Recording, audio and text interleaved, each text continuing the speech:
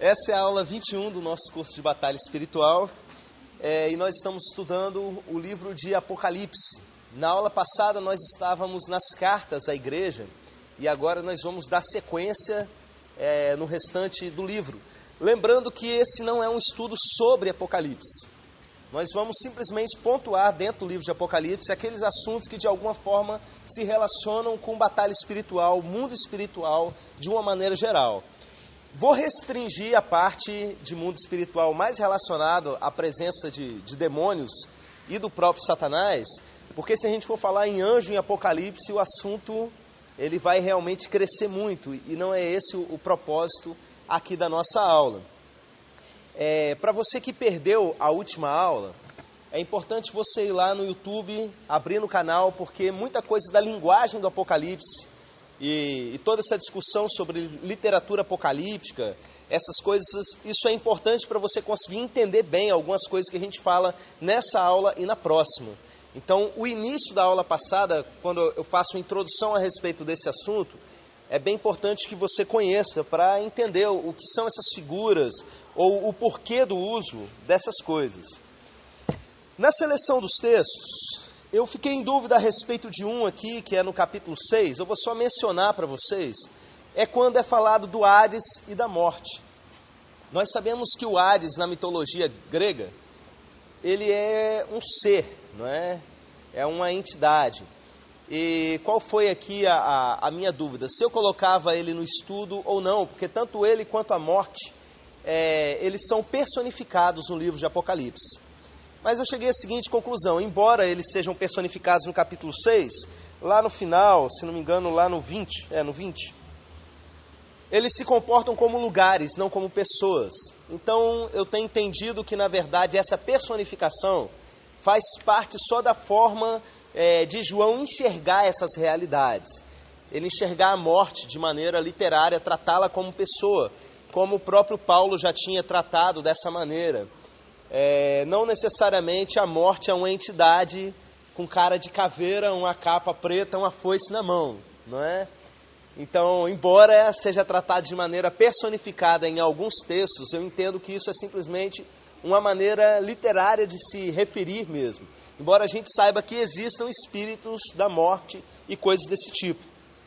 Por isso a gente vai dar um salto e vamos direto para o capítulo 9, que é um ponto importante na história da humanidade, uma coisa que, no meu modo de entender, ainda está por vir. Meu ponto de vista não é preterista, eu não entendo isso daqui como algum ataque que o Império Romano sofreu, ou que o mundo cristão sofreu. Vocês vão encontrar teólogos que vão dizer que, na verdade, toda essa descrição que a gente está vendo aqui, são os muçulmanos, mais precisamente os sarracenos ali, durante a Idade Média, atacando a Igreja Católica e coisas desse tipo. Essa não é a minha visão. Vocês vão ver aí o que nós podemos entender. Apocalipse 9, a partir do versículo 1, diz assim: O quinto anjo tocou a sua trombeta, e viu uma estrela que do céu caíra sobre a terra, e foi-lhe dado a chave do poço do abismo. E abriu o poço do abismo, e subiu fumaça do poço, como fumaça de uma grande fornalha. E com a fumaça do poço escureceram-se o sol e o ar. Da fumaça saíram gafanhotos sobre a terra, e foi-lhe dado poder como os que têm os escorpiões da terra. Foi-lhe dito que não fizessem dano à erva da terra, nem à verdura alguma, nem à árvore alguma, mas somente aos homens que não têm na fronte o selo de Deus. Foi-lhe permitido não que os matassem, mas que por 5 meses os atormentassem. E o seu tormento era semelhante ao tormento do escorpião quando fere o homem. Naqueles dias os homens buscarão a morte, de modo algum a acharão, e desejarão morrer, e a morte fugirá deles. A aparência dos gafanhotos era semelhante à de cavalos aparelhados para a guerra, e sobre as suas cabeças havia como que umas coroas semelhantes ao ouro, e os seus rostos eram como rostos de homens. Tinham cabelos como de mulheres, e os seus dentes eram como os de leões. Tinham couraças como couraças de ferro, e o ruído das suas asas era como o ruído de carros de muitos cavalos que correm ao combate. Tinham cauda como ferrões, semelhante às caudas dos escorpiões, e nas suas caudas estava o seu poder para fazer dano aos homens por 5 meses. Tinham sobre si como rei o anjo do abismo, cujo nome em hebraico é Abaddon e em grego Apolion. Nós não temos aqui explicitamente uma declaração de que esses seres eles são demônios. Mas a leitura que eu faço, meus irmãos, e eu convido vocês aí a fazerem, me leva a entender que, na verdade, isso aqui é a liberação de demônios poderosos que estavam guardados para esse momento. Algo semelhante que vai acontecer mais para frente no capítulo. E o que me leva a crer isso são algumas coisas, como, por exemplo, a palavra abismo. O capítulo começa dizendo que quando o 5º anjo toca a trombeta, uma estrela veio do céu sobre a terra e foi-lhe dada a chave do poço do abismo. Como eu tinha dito na aula passada, muito dessa linguagem, além de estar relacionada à linguagem que as pessoas usavam na época em termos literários, está também relacionada à cosmovisão que as pessoas tinham. Por exemplo, as pessoas não sabiam que o Sol é uma estrela. As pessoas não tinham conhecimento astronômico, só astrológico. E eles achavam que estrelas não tinham o tamanho que a gente sabe que elas têm. Eu aprendi na escola que o Sol, por exemplo, é uma estrela de 5ª grandeza. E você que estudou um pouquinho sabe que se uma estrela se aproximar do nosso sistema solar, está tudo arrebentado, acabou a vida, não é? E aqui ele fala de estrelas caindo. Mas por quê? A cosmovisão, não só do 1º século, mas até bem pouco tempo atrás, as pessoas entendiam que uma estrela cadente era de fato uma estrela. E que um meteoro vindo para a Terra, na verdade, era uma estrela. Essa descrição é daquilo que ele vê, não necessariamente daquilo que está acontecendo. Eu dei o exemplo na aula passada de que se João tivesse tendo uma visão sobre esse momento e visse alguém olhando para o seu celular, como é que ele ia descrever isso? Ele não tinha palavra celular, nem telefone, nem nada para poder descrever. Ele ia usar aquilo que fazia parte da cosmovisão dele. Então eu entendo nessa descrição que em algum momento um grande meteoro vai cair na Terra e vai fazer um buraco daqueles. E esse buraco ele vai abrir um portal. E que portal é esse? Um portal para o abismo. Eu quero lembrar aos irmãos que a gente já viu essa palavra abismo em alguns momentos na nossa leitura. Por exemplo, quando Jesus encontra Legião ali no cemitério em Gadara, e Legião fala assim: vieste nos jogar no abismo antes do tempo. Abismo como um local em que os demônios vão ser aprisionados. Também é a mesma palavra quando o rico morre na parábola do rico e do Lázaro, e o rico vira para Abraão e pede para que Lázaro venha e tal. E há uma descrição da seguinte situação: existe um grande abismo, é essa mesma palavra, que dá a ideia de um poço profundo, que dá a ideia de algo sem fim, não é? Existe uma grande separação que impede que qualquer um chegue aonde estão os mortos. Os mortos estão separados por esse abismo. Deixa eu ver aqui, tem mais algum... Romanos 10, mais algum lugar aqui, quando Paulo fala: quem descerá ao abismo? Isto é, fazer subir a Cristo dentre os mortos. Mais uma referência de que abismo é esse lugar onde estão esses mortos, né, separados de Deus. E a gente tem também no próprio Apocalipse algumas outras referências. Por exemplo, a besta, ela sobe do abismo. Lá no capítulo 11, a besta que sobe do abismo lhe fará guerra e as vencerá e matará. Um texto que a gente ainda vai ver mais para frente. Então esse lugar que está sendo aberto agora nesse texto, né, que nós lemos, é de onde a besta vai sair. E também durante o reinado do Messias por 1000 anos, lá no capítulo 20, é onde Satanás é amarrado por 1000 anos. É justamente ali dentro desse abismo. É a mesma palavra no grego. A gente leu, por exemplo, que os anjos que pecaram, lá em 2 Pedro, né? Eles foram lançados em abismos eternos. Não é a mesma palavra. Essa palavra que a gente vê lá em Pedro está relacionado a cadeias mesmo, a prisões eternas e não necessariamente abismos. Mas todos esses outros textos que eu li para vocês são exatamente a mesma palavra no grego.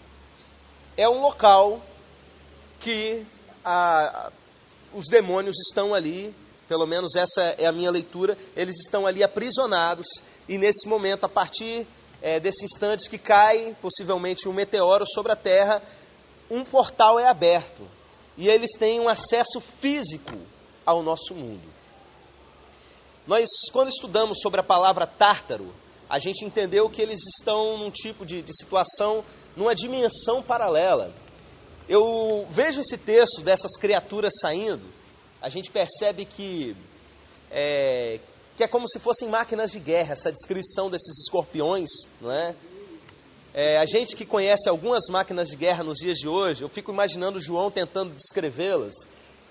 Por exemplo, um helicóptero. Imagina João tentando descrever um helicóptero. Tem uma cauda, não tem? E o barulho que aquilo faz, como não sei quantos cavalos e tal. Mas tem umas coisas que não parecem com helicóptero. Eu acredito que é algum tipo de máquina de combate que ainda vai ser construída, alguma coisa desse tipo. Ou simplesmente algo que é meio demoníaco, meio maquinário, não sei, algo físico, algo demoníaco. Não dá para a gente saber o que ele está descrevendo. Quando acontecer, a gente vai saber. O fato é que um portal foi aberto, saíram essas criaturas ou essas máquinas de lá, e eu me lembro imediatamente de referências no cinema, não é? Eu me lembro do ataque do Chitauri no primeiro filme dos Vingadores. Abre um portal, sai uma porção de criatura e começa a atacar a Terra. A imagem que eu faço na cabeça é de João tentando descrever algo desse tipo. E o detalhe é que, no meio dessa confusão toda, sai uma criatura que é o anjo do abismo, que é o Abaddon, em grego, Apolion, que significa o destruidor. Então, gente, existe aqui um anjo que estava ali aprisionado no abismo, embora isso não esteja dito claramente. Alguns querem associar como o anjo que tocou a trombeta. Não vejo, não consigo ler dessa maneira, não é? O que eu vejo aqui é que uma criatura liderava todo esse exército de escorpiões, né, entre aspas, e essa criatura era um anjo que liderava, né, a destruição. O nome dele é o Destruidor. Alguns associam como a própria figura do Satanás, não dá para a gente saber, não é? Se de fato é ele, mas com certeza é um dos grandes generais demoníacos. Outra coisa que me faz pensar que na verdade são demônios, é que o tipo de alcance que eles têm, eles não conseguem, eles não podem, eles não têm autorização para tocar naqueles que são de Deus, aqueles que têm na fronte o selo de Deus. Nós entendemos que aquele que nasceu de novo, ele recebeu um selo. A gente vê Paulo falando a respeito disso, né? A respeito desse selo do Espírito Santo. E eu imagino que os demônios, eles conseguem ver realmente quem tem o Espírito Santo dentro de si e quem não tem. Então, aqueles que têm esse selo de Deus, essas criaturas não conseguiriam tocar. Agora, um detalhe curioso é que esse momento não é um momento de morte. O próximo momento no texto, seguindo o capítulo, a gente vê uma grande mortandade no planeta, mas é um momento em que essas pessoas que serão atacadas por essas criaturas, elas vão ter um grande tormento. E curiosamente, eles vão tentar a morte e eles não vão conseguir morrer. Algumas pessoas associam isso aqui com aquilo que, mais uma vez aí, falando a respeito do cinema, epidemia de zumbi, não é? Tem um outro texto lá em Zacarias 14 que fala que o Senhor ferirá com uma praga aqueles que se voltarem contra o povo de Israel, que os olhos apodrecerão, a carne apodrecerá, a língua apodrecerá na boca, e um levantará a mão contra o seu próximo e tal. Alguns querem dizer que na verdade seria algo parecido com aquilo que a gente vê nos filmes de zumbi, relacionam com esse texto das pessoas não conseguirem estar realmente mortas, estariam só em grande tormento. Quem foi que estava me falando agora há pouco da droga? Alguém me perguntou, acho que foi Nayara, tá para lá, acho que com as crianças, né? Me perguntou a respeito de uma droga que está fazendo um efeito parecido. Meus irmãos, isso é o tipo de coisa que a gente só vai saber depois que passar esse período. Eu não acho que tenha a ver com isso, tá? Só estou apresentando para vocês como curiosidade. Eu não acredito em epidemia de zumbi apocalíptica, ok? Mas eu quero apresentar como curiosidade para vocês uma possibilidade de leitura da situação, até para vocês entenderem o leque de coisas que podem vir a acontecer e a gente não faz a menor ideia. Como eu disse na aula passada a respeito dos textos proféticos, como que tem muita gente que bate o martelo e fala isso é isso, isso é aquilo, e na verdade só quebra a cara o tempo todo, geração após geração. A geração seguinte ri daquilo que eles falaram, né? A gente só vai saber quando tiver realmente acontecido. Mas o fato é que, em algum dado momento, o abismo ele vai ser aberto. Na história da humanidade, está profetizado que em algum momento vai cair algo sobre a terra. E aqui fala poço do abismo. Essa palavra poço, ela também pode ser traduzida como fenda do abismo. É como se tivesse algo mais profundo e uma fenda levasse até esse lugar. E essa fenda ela foi aberta. E antes de saírem essas criaturas, sai um tanto de fumaça ao ponto de escurecer o planeta. Isso pode ser simbólico? Sempre. Em Apocalipse sempre pode ser simbólico. Pode ser simplesmente uma tradução de algo que ele está vendo no mundo espiritual para os sentidos dele. Pode ser uma contaminação infernal, por exemplo, dessa região maligna, algo que escapa ali do abismo e vem contaminar a respiração dos homens, a atmosfera dos homens, ou vem simplesmente escurecer o entendimento dos homens. Pode ser metafórico, simplesmente pode, como também pode ser uma coisa literal que ele está vendo e tentando explicar com as palavras dele. Continua lendo aí agora, versículo 14. A qual dizia ao sexto anjo que tinha trombeta. É uma voz que ele ouve lá do altar no céu. Solta os 4 anjos que se acham presos junto do grande rio Eufrates. E foram soltos os 4 anjos que haviam sido preparados para aquela hora, e dia, e mês, e ano, a fim de matarem a terça parte dos homens. O número dos exércitos dos cavaleiros era de 2 miríades de miríades, pois ouviu o número deles. E assim viu os cavalos nessa visão. Os que sobre eles estavam montados tinham couraças de fogo, e de jacinto e de enxofre. E as cabeças dos cavalos eram como cabeças de cães, e das suas bocas saíam fogo, fumaça e enxofre, por essas 3 pragas, foi morta a terça parte dos homens, isto é, pelo fogo, pela fumaça, pelo enxofre que saía de suas bocas. Porque o poder dos cavalos estava nas suas bocas e nas suas caudas. Porquanto as suas caudas eram semelhantes a serpentes e tinham cabeças, e com elas causavam dano. Os outros homens, que não foram mortos por essas pragas, não se arrependeram das obras das suas mãos, para deixarem de adorar aos demônios e aos ídolos de ouro, de prata e de bronze, de pedra e de madeira, que nem podem ver, nem ouvir, nem andar. Também não se arrependeram dos seus homicídios, nem das suas feitiçarias, nem da sua prostituição, nem dos seus furtos. Aqui nós temos mais um grupo de criaturas que são liberadas, né? 4 anjos que estavam aprisionados. Eu entendo aqui, meus irmãos, que esses anjos não são anjos de Deus, senão não estariam aprisionados.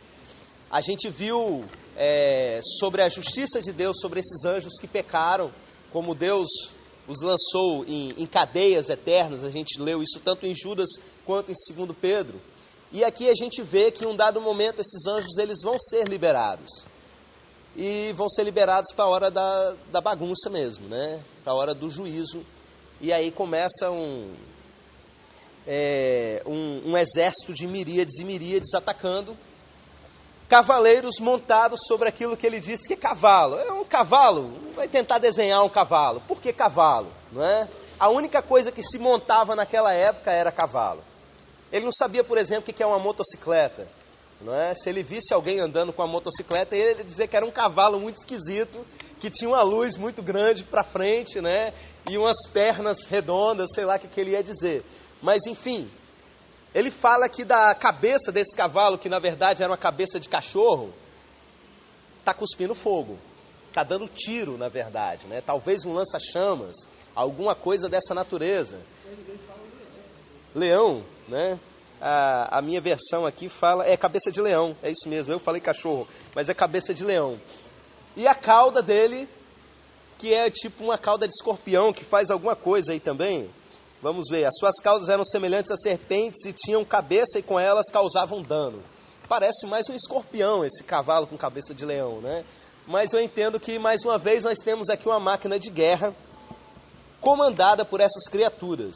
Irmãos, imagina uma terça parte da população sendo morta por essas coisas aí, não é?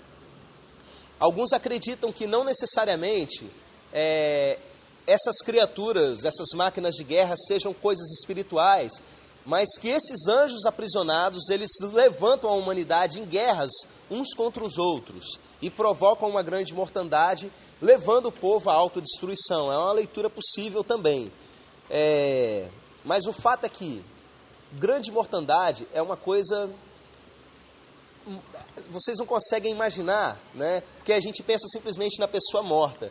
Mas quando você pensa em situações que muita gente na humanidade morreu, tipo o tsunami na Indonésia, tipo a peste negra durante a Idade Média, é uma situação de calamidade tão grande, porque os vivos eles não dão conta de sepultar os mortos. E aí começam a gerar outros tipos de doença. Na Idade Média eram bairros inteiros, cidades inteiras devastadas de peste negra, aquele monte de cadáver exposto ao ar livre, com ratos ali misturado com aquilo, e os sobreviventes acabavam adoecendo por conta daquilo. No tsunami da Indonésia foi muito parecido, eles não davam conta de sepultar as pessoas e iam simplesmente jogando cal em cima, para ver se diminuía a quantidade de insetos, porque o número de milhares e milhares de mortos pelas ruas afora era acima daquilo que eles podiam administrar, não é? E aqui a gente vê uma situação terrível que a humanidade está passando, gente morrendo à torta e à direito, e você percebe, ainda assim, uma grande parte de pessoas não se arrepende. É como se Deus estivesse dando a chance, assim, olha, eu vou voltar, mas antes de voltar, você vai vir pela dor mesmo. Eu quero ver, você não veio simplesmente pela pregação da palavra até agora, vamos ver se agora cai a ficha de que o assunto é sério, que existe uma coisa chamada juízo de Deus que vocês estão ignorando. E aí começa a soltar essas criaturas furiosas que já têm ódio da humanidade e já vêm para matar, roubar e destruir mesmo. E eles começam a fazer tudo isso e nem assim, meus irmãos. As pessoas elas continuam adorando a demônios e ele associa isso à questão da idolatria. A idolatria é uma coisa que persegue a humanidade desde sempre, pessoas substituindo Deus por outras coisas criadas por eles mesmos, mas ao mesmo tempo isso está associado a demônios, tem sempre demônios se aproveitando desse tipo de adoração. E aí depois que ele fala a respeito de toda a idolatria, eles não se arrependeram dos seus homicídios, nem das suas feitiçarias. Eu achei interessante que essa palavra feitiçaria, no grego, é fármakon. O que é fármakon? Fala a respeito do uso de substâncias. Deu origem para a gente, nos nossos dias, a farmácia, ao uso de drogas. E os feiticeiros, na época, eles usavam poções e alucinógenos de uma maneira geral.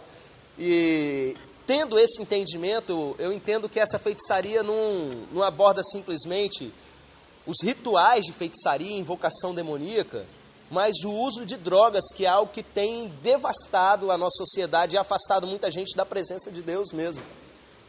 Então, não era um problema de calamidade pública naquela época, pessoas usando drogas, né? Mas nos nossos dias é algo muito forte.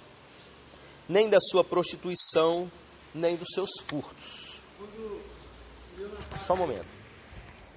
Quando foi na faixa aí das máquinas e falando sobre assim que eles iam lançar algumas coisas que as pessoas iam passar por aquela situação ali, eu imaginei algum tipo de arma química que vão lançar para causar esse sofrimento no povo. Eu imaginei isso, porque hoje em dia uma das coisas que eles têm trabalhado muito é o quê? Criar armas químicas para poder se defenderem e ao mesmo tempo atacar as pessoas. Eu vejo na minha mente essas coisas aí de armas químicas para poder causar esse grande dano aí. Então, de fato, parece muito uma arma de destruição de massa. Acho que é a bomba de nêutrons que consegue destruir só os seres humanos e deixa o restante das coisas intacta, né? A natureza toda, intacta. E aqui fala a respeito disso. Só tem uma coisa que me faz pensar que não se trata simplesmente de algo físico. Não pega crente. Entendeu? Não consegue atingir aqueles que têm o selo de Deus na sua fronte.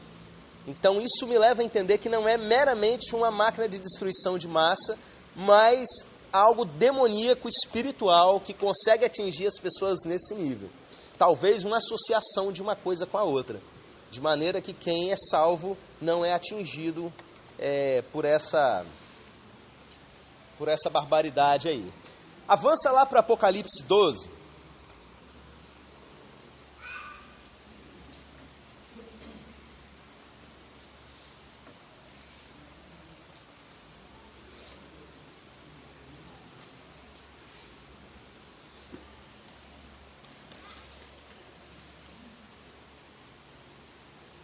Apocalipse 12, eu acho que eu vou fazer diferente, porque como a gente vai ler o capítulo inteiro, eu vou ler de pouquinho em pouquinho, tá bom? Eu vou lendo e comentando. E viu-se um grande sinal no céu, uma mulher vestida do sol, tendo a lua debaixo dos seus pés, e uma coroa de 12 estrelas sobre a sua cabeça. E estando grávida, gritava com as dores do parto, sofrendo tormentos para dar à luz. Ponto. Primeiramente, eu quero falar para vocês sobre esse viu-se um grande sinal no céu.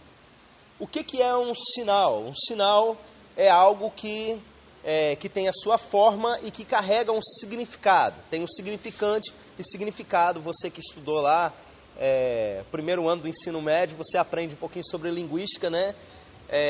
E a Bíblia já vinha falando sobre sinais no sentido dos milagres que apontavam alguma coisa na direção de Deus. E o que eu entendo disso daqui é o seguinte, meus irmãos.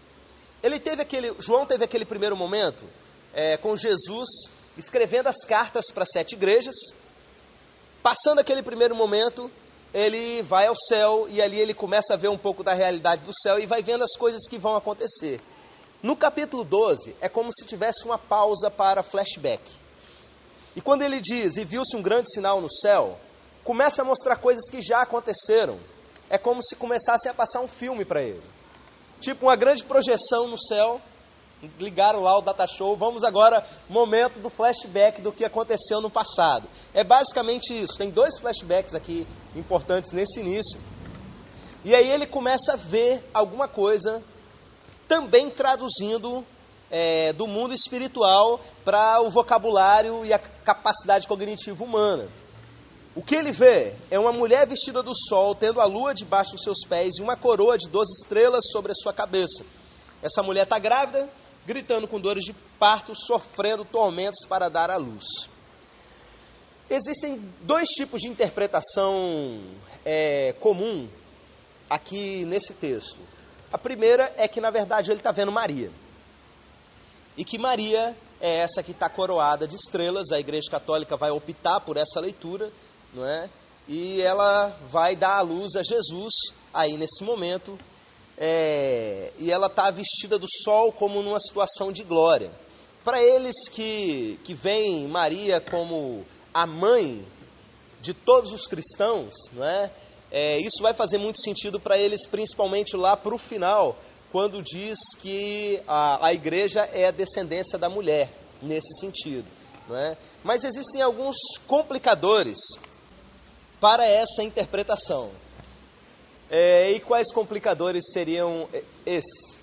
Nós temos aqui algumas coisas que são narradas sobre essa mulher que não batem muito com a história de Maria, ou pelo menos não com a história conhecida de Maria, com aquilo que a gente entende por Maria. E essa ideia de que ela é algo mais glorificado, e nesse sentido de que ela seria a mãe dos discípulos, não é algo bíblico. A única referência que a gente teria a isso é sobre João, especificamente para João, que foi aquele que não fugiu na hora da crucificação, na hora que Jesus estava na cruz, que Jesus pede para João cuidar de Maria, e de Maria ter ele como filho, que era o discípulo que Jesus amava e tal. Nós temos aí essa única referência. Então, é possível que, por não fazer parte de toda essa linguagem da igreja primitiva, não seja Maria. Se for também, meus irmãos, eu não tenho problema nenhum com relação a isso, tá? Mas o fato é que existem outros trechos que tratam da mulher com dores de parto, não fazendo uma referência direta à pessoa de Maria. Dá um exemplo para vocês no Antigo Testamento, na própria linguagem profética, nós vemos a nação de Israel sendo dita como uma mulher em dores de parto, que iria trazer realmente a figura de Jesus ao mundo. Paulo vai falar a respeito disso, Jesus tendo vindo a partir do povo judeu. Essa questão da mulher com 12 estrelas ao redor lembra muito também o sonho de José do Egito, que fala de sol e estrelas se curvando, e das estrelas, no caso dele lá, eram 11, cada uma representando um dos seus irmãos, se curvando diante dele, que era uma situação que ele iria viver no momento que ele fosse governador do Egito. E para piorar a situação, nesse sentido, no livro de Apocalipse, nós temos uma mulher também como representante de uma nação. Quando vai falar a respeito da Babilônia, que é claramente uma nação ou uma cidade, nós vemos a descrição de uma grande prostituta. Eu vejo essa prostituta como sendo o contrário dessa mulher com dores de parto. Então, uma grande parte de teólogos vai entender, de intérpretes do texto, vai entender que essa mulher, na verdade, ela representa o povo de Israel, justamente por isso. E ela vai dar origem aí a Jesus, ela está aqui nesse momento com dores de parto. Versículo 3. Viu-se também outro sinal no céu. Eis um grande dragão vermelho, que tinha 7 cabeças e 10 chifres, e sobre as suas cabeças 7 diademas. Irmãos, aqui ele diz que viu outro sinal. É como se começasse agora um outro flashback. Mostrou o passado da mulher, se preparando ali para gerar Jesus, e agora mostra a origem de outra criatura, que depois lá na frente vai explicar quem é, que é esse dragão vermelho. Deixa eu aproveitar para falar uma outra coisa a respeito disso aqui. Irmãos, essa figura desse dragão vermelho, você vai encontrar também em outras culturas não bíblicas. Você vai encontrar um dragão vermelho, essa palavra dragão também quer dizer serpente, também quer dizer crocodilo. Você vai encontrar na mitologia grega um grande dragão vermelho tentando matar uma criança que iria nascer para destruí-la. Você vai encontrar no Egito um grande crocodilo vermelho que sai do Nilo para tentar matar também uma criança que iria crescer para destruí-la e coisas desse tipo. Aquelas pessoas que não creem na Bíblia como revelação de Deus, eles vão ter a seguinte leitura da situação. A Bíblia está citando essas outras profecias antigas, e um estava copiando do outro. A minha percepção disso, meus irmãos, é um pouquinho diferente. Isso não é a única coisa que nós temos em comum com mitologias antigas, e a gente percebe que não foram simplesmente imitadas. Nós entendemos que Deus não se revelou simplesmente ao povo de Israel. Que informações do mundo espiritual, de certa forma, estão disponíveis para a humanidade de uma maneira geral. A própria noção de um Deus criador de todas as coisas, você vai encontrar em muitas culturas. E a Bíblia fala a respeito disso, que é chamado de revelação natural. O ser humano como ser espiritual, ele tem realmente algo ligado ao mundo espiritual e ele recebe muita informação. Um exemplo disso são os magos do Oriente que vieram ver Jesus. Eles não eram do povo judeu. Como é que eles sabiam? Fazendo cálculos astrológicos, observando estrelas que viria Jesus. Jesus se revela também a outros povos. A gente vê, por exemplo, o profeta Amós, ele profetizando para o povo de Israel, mas indo profetizar para outras nações também. A gente vê Jonas, por exemplo, sendo chamado não para pregar para Israel, no livro de Jonas, mas para ir pregar para o povo de Nínive. Então Deus está falando com todos os povos o tempo todo. E o que a gente percebe nesses pontos são ecos daquilo que viria a acontecer. Quando eu estive no Egito, eu vi algumas interpretações dessa relacionada à própria construção das pirâmides, falando a respeito da vinda de Jesus dentro daquela cultura deles. Não é? É claro que a maior parte dessas coisas são forçação de barra mesmo. E Jung vai falar a respeito de arquétipos que existem no inconsciente coletivo de toda a humanidade, e cada cultura humana vai, de alguma forma, interpretar esses arquétipos de alguma forma. O que seriam essas coisas no inconsciente coletivo, se não realidades espirituais sendo reveladas aos seres humanos? Aqui João pegou o flashback de Satanás. Uma grande serpente, um grande dragão vermelho que tinha 7 cabeças, 10 chifres e sobre as suas cabeças 7 diademas. Não vou parar para ficar descrevendo para vocês o que cada um desses símbolos representa na literatura apocalíptica, mesmo porque, como eu disse para vocês na aula passada, o entendimento que eu tenho a gente não deve simplesmente chegar e dizer, ele estava falando, citando a literatura apocalíptica, mas ele estava fazendo uma tradução do mundo espiritual, que é possível que alguns desses da literatura apocalíptica também estivessem fazendo. Ele vê algo de outra dimensão, fora do tempo, além dos sentidos humanos, além da percepção de 3 dimensões, e ele tenta traduzir isso para a sua capacidade neurológica, como ser tridimensional, temporalizado, não é? Ele tenta de alguma forma representar isso, e essa representação acontece dessa maneira que eu estou falando para vocês. De maneira impossível de ser desenhada, algumas vezes, uma criatura com muitas cabeças, com muitos chifres, né? Muitas vezes chifre vai representar, na sua tradução, poder, e cabeças vão representar reinos e coisas desse tipo, mas como eu disse, a gente só vai saber mesmo, para valer, a partir do momento que a gente tiver contato com essas coisas. E diz assim, a sua cauda levava após si a 1/3 parte das estrelas do céu, e lançou-as sobre a terra. E o dragão parou diante da mulher que estava para dar à luz, para que, dando ele à luz, lhe devorasse o filho. E deu à luz um filho, um varão, que há de reger todas as nações com vara de ferro. E o seu filho foi arrebatado para Deus e para o seu trono. Irmãos, aqui a gente vê uma referência a estrelas, como seres espirituais, como anjos. Conforme a gente já viu no Antigo Testamento, a própria estrela da manhã, que é chamada de Lúcifer, né, como representante também de um anjo. Essa figura, no início do livro de Apocalipse, a gente vê também os pastores sendo chamados de anjo e anjos sendo chamados de estrela. O fato é que Satanás, aqui é o texto da Bíblia que descreve que ele conseguiu, com a cauda dele, né, levar uma 1/3 parte das estrelas do céu. Ele levou uma grande quantidade dos exércitos celestiais com ele. Eu quero que vocês parem e pensem nesse momento, nessa figura chamada Satanás, na sua capacidade de convencimento, de argumentação com as pessoas. Como é que um anjo, meus irmãos, que viu Deus ser quem ele que não tem a chance de se tornar um ateu, de virar e se perguntar, será que Deus existe? Ele não pode se fazer essa pergunta, ele não pode ter esse tipo de crise de fé, porque ele é um ser espiritual diretamente na presença de Deus, no céu. Como é que um anjo que viu a raça humana ser criada, toda a criação, todas essas coisas, ele consegue ser convencido pelo Satanás a se voltar contra Deus? Uma guerra já perdida. Satanás querendo se colocar no lugar de Deus, do próprio Criador, e os anjos acharem que podem se dar bem nisso, meus irmãos. E não é 1, 2, 3, a 1/3 parte.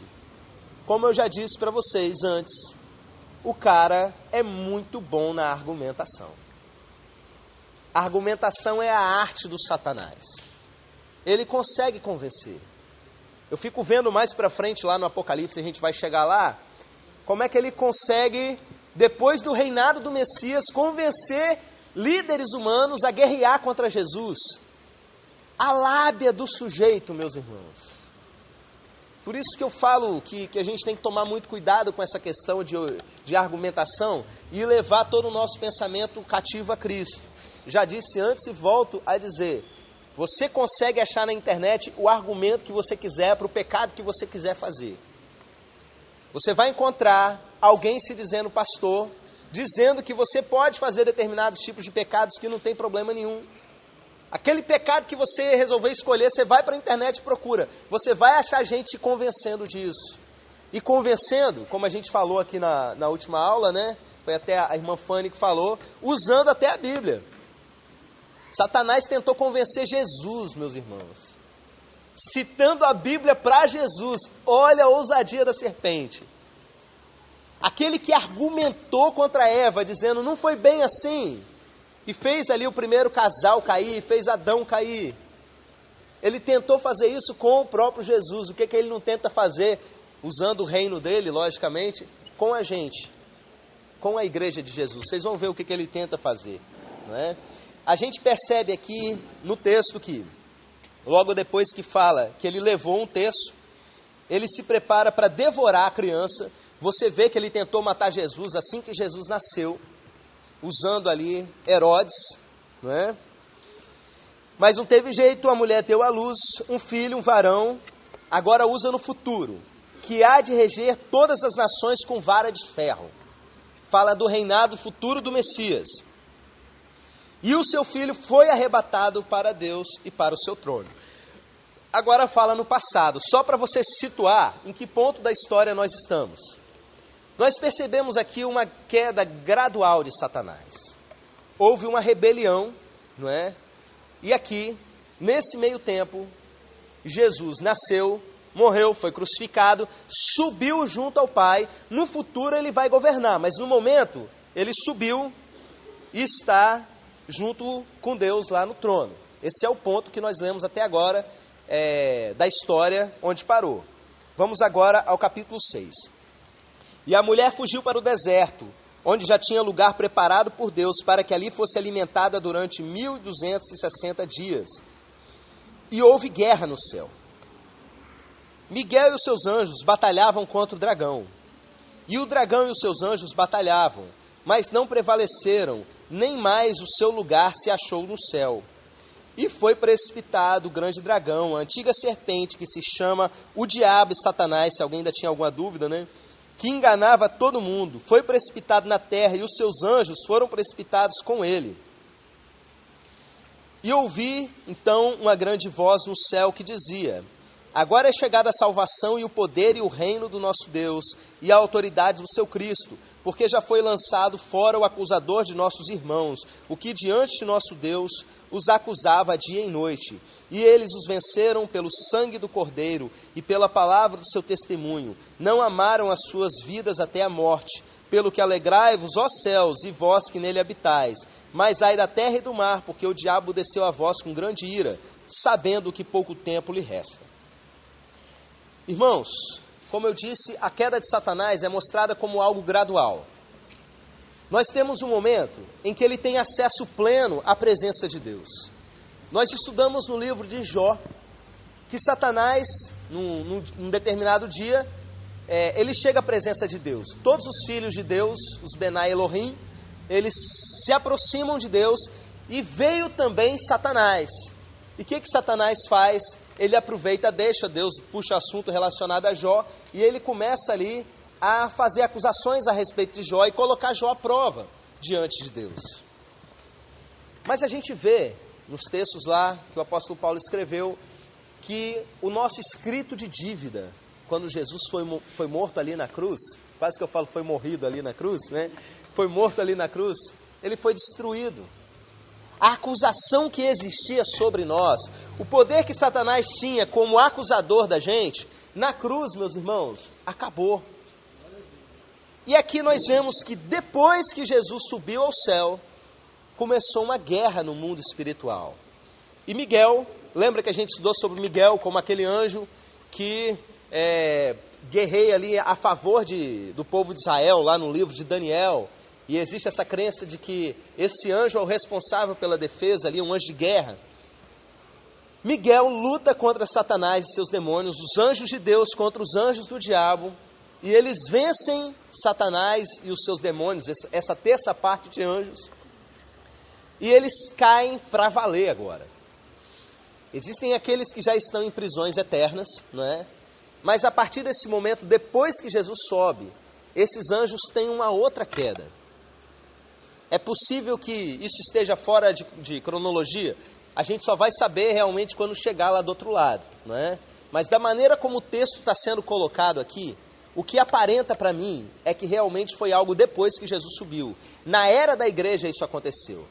Vamos pensar que depois que Jesus subiu ao céu, 40 dias depois, o Espírito Santo veio sobre a igreja. É o grande acontecimento. Ali começa a era da igreja. Não sei se uma coisa está relacionada à outra, mas o fato é que nesse ponto existe uma comemoração muito grande da vitória da igreja, porque eles venceram pelo sangue do Cordeiro. Caiu aquele que nos acusava. Jesus fala a respeito disso. Eu vi cair Satanás, lembra? Não é como um raio. Dá mais essa ideia de queda gradual. Ele já tinha caído da presença de Deus. O ministério de Jesus começa, ele cai à medida que o evangelho começa a ser pregado. E agora parece que tem uma outra queda e depois a gente vai ver mais para frente ele sendo aprisionado e depois lançado no lago de fogo e enxofre. Né? Nesse meio do caminho aqui, ele cai da sua posição de acusação.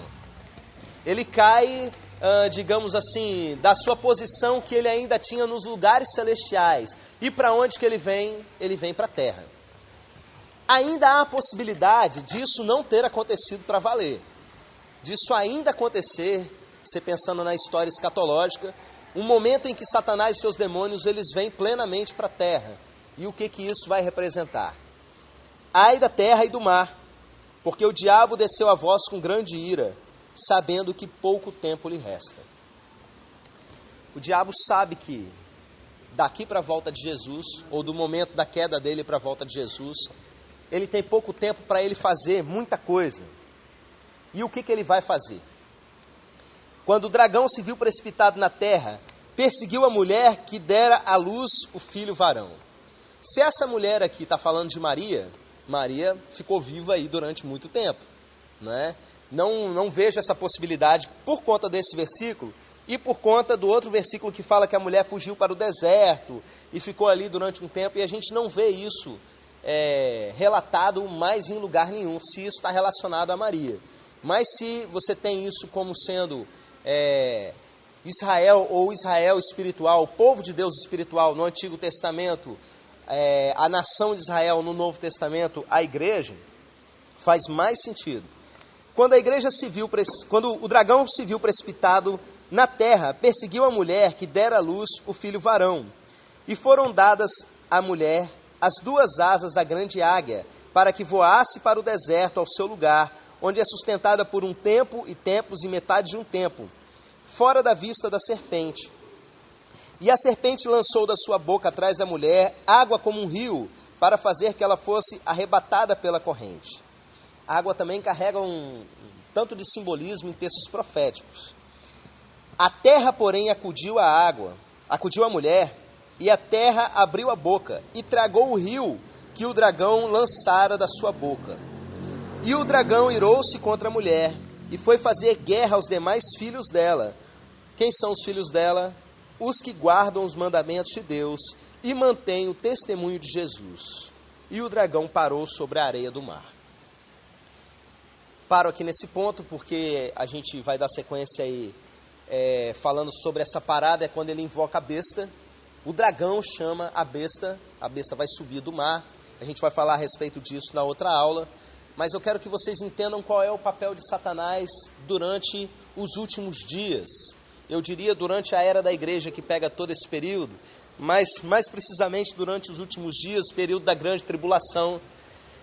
Ele tem fúria da igreja, meus irmãos. Ele tem fúria de você que guarda o mandamento de Deus e mantém o testemunho de Jesus. A disposição de Satanás e desse 1/3 de anjos que está aí debaixo do comando dele é fazer guerra contra você que guarda o testemunho de Jesus. Ele tem ira contra você, ele tem raiva contra você. Não é à toa, meus irmãos, que em vários momentos quando a gente começa a expulsar demônio, o bicho ele rosna, ele fala palavras realmente de raiva profunda ou de deboche. Eles têm desprezo pela espécie humana. Por isso que é importante, quando uma pessoa está em processo de libertação, ela ter esse entendimento, porque muitas pessoas tentam fazer um tipo de relação simbiótica com o demônio, mas não tem simbiose, é parasitismo mesmo. O que eu quero dizer com isso? o demônio ele começa a dar um tipo de ganho secundário para a pessoa. É comum pessoas que vêm da bruxaria, por exemplo, mas eu tinha sonhos sobrenaturais direto. Na verdade, sonhos dados pelo demônio, ele contando coisas que iria fazer. Olha a história do garoto que eu não me lembro se eu já contei para vocês, mas eu devo fazer menção depois, mais para frente, quando eu for falar de libertação de criança, que tinha um amigo imaginário que não era um amigo imaginário, que veio a se demonstrar ser um demônio, e dava coisas para ele, dava brinquedo para ele. Então, pessoas que têm um tipo de ganho, de capacidades que o demônio dá para elas não querem perder os seus poderes. Elas pensam que os poderes são delas ou que o demônio faz coisas para elas. Quantas e quantas pessoas eu já encontrei nesse tipo de situação, de entrar realmente para a bruxaria. Eu me lembro de um garoto que ele participou de uma reunião da Wicca, se não me engano, e ali ele viu, num ritual no meio da floresta, ao redor de uma fogueira, uma pessoa levitar, flutuar. Aí ele falou, eu quero flutuar também. E aí começa ali todo um laço com entidades e coisas desse tipo. E para essas pessoas se libertarem, muitas vezes elas não querem. Por quê? Porque elas vão perder aquilo que elas acham que as torna especiais. Algumas pessoas têm uma necessidade muito grande por conta de rejeição no passado, de se sentirem especiais. Essas são alvo fácil para o agir desse tipo de demônio, que dá capacidades sobrenaturais para as pessoas. Normalmente eu levo as pessoas a dizerem, eu não te amo, eu não te quero. Não é para o demônio saber disso, é para ela saber que ela precisa romper. Porque se ela continua no interior dela, querendo aquelas coisas que o demônio dá para ela não consegue ser liberta. Ela precisa entender isso que a gente acabou de ler. Satanás, ele tem fúria, desprezo pela humanidade. Ele sabe que tem pouco tempo para ele. E o que ele quer, na verdade, é fazer guerra contra a gente. A gente vai parar nesse texto, né? Vamos agora às nossas perguntas. E na próxima aula eu acredito que a gente finaliza o livro de Apocalipse. Vamos às perguntas? Quer dar uma direcionada aí? Fala aí. Duas situações. A primeira é quando falou sobre a situação de Satanás foi jogado, né? Então, porque tem pessoas que hoje em dia ainda pregam da seguinte forma, que o diabo ainda consegue diante de Deus fazer acusações contra nós. Às vezes tem muita gente que prega por aí fora assim que o diabo ele tem livre acesso diante de Deus e vai lá quando quer acusar a gente, faz acusações. Então você não está livre das acusações do diabo. Isso é fato ou não? Depois eu tenho outra coisa para poder falar. Não sei se eu dei a entender isso quando eu falei de Jó, mas se eu dei, vamos corrigir aqui, né? Caiu o acusador das nossas almas. Todo escrito de dívida foi rasgado. Ele é o acusador para a gente.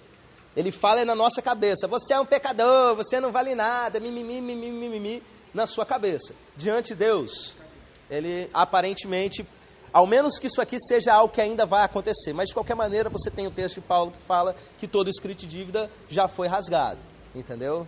Ele acusa só para a gente mesmo. E o outro fato interessante é que essa semana eu estava analisando umas coisas. Sempre quando a gente está num trabalho de processo de não só batalha, como ganhos de coisas espirituais, no outro dia ele vem com essa fúria dessa forma para tentar atrapalhar a gente. Essa semana aconteceu isso com uma pessoa, depois que nós viemos aquele trabalho maravilhoso que fomos participar lá em Vila Velha, né? E uma pessoa conversando comigo, eu parei para analisar. Já tem dias que isso tem vindo na minha cabeça. Não sei se acontece com os irmãos. Toda vez que você está num processo que você está de busca, aí logo em seguida vem essas coisas. Ele começa a querer jogar um monte de coisa para te atrapalhar, começa a querer te prejudicar de várias formas, usando gente do seu lado, usando pessoas próximas de você para poder te tirar. A gente fala assim, vai acabar me tirando da bênção, né? Até essa frase que a gente usa. Então, não é uma pergunta, é um comentário, né? Mas eu vou comentar também. Aponta a câmera para mim que eu vou falar diretamente para a câmera agora, para fazer efeito em quem estiver assistindo depois, né?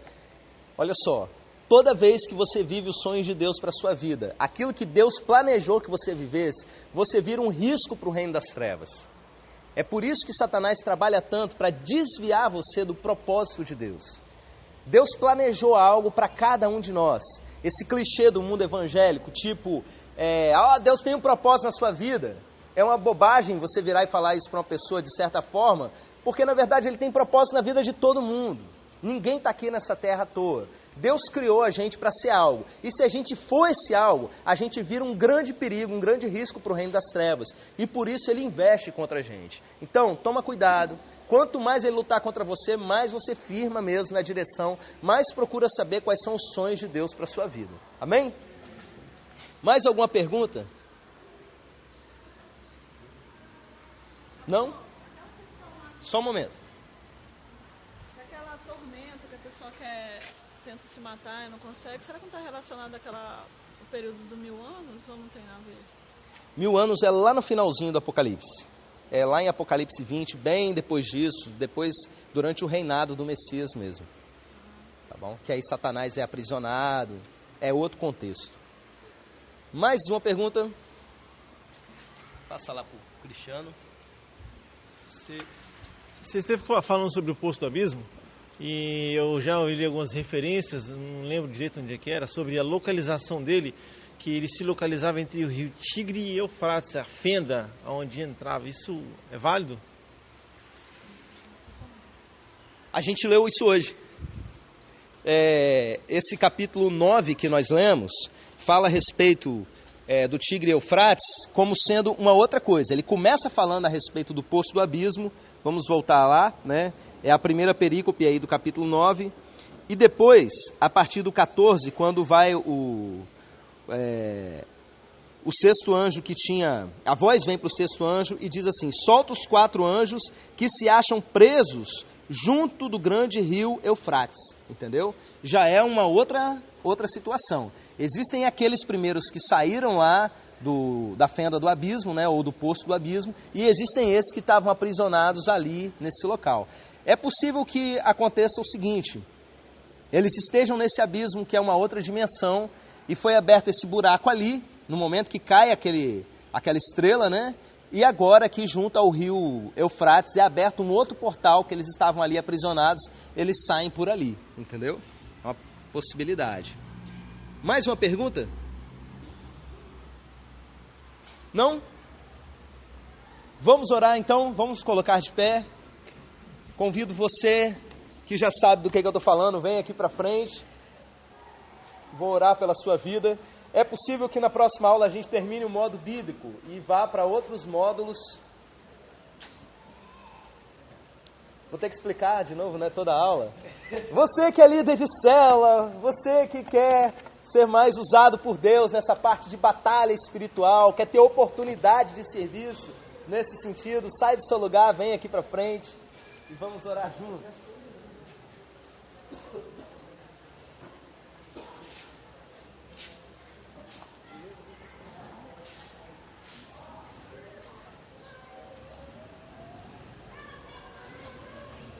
Oremos.